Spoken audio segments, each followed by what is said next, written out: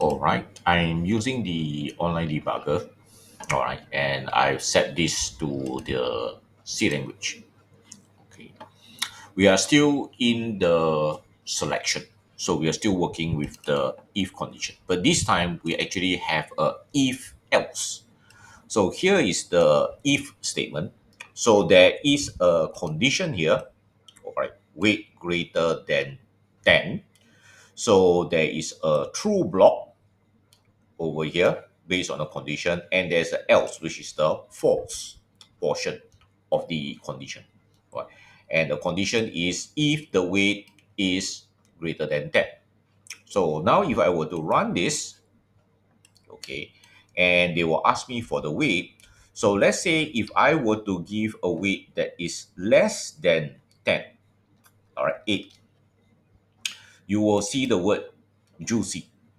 Right? Because this condition is false, the else portion will run, and this part of the word juicy will actually appear.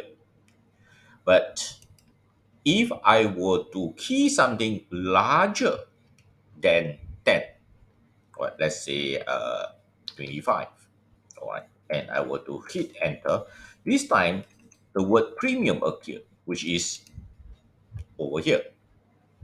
All right, so this is actually the premium because the weight now is greater than 10 and only this portion will execute. All right. So the if else, okay, makes sense, especially you get to choose, all right, one of the two blocks of code to actually execute.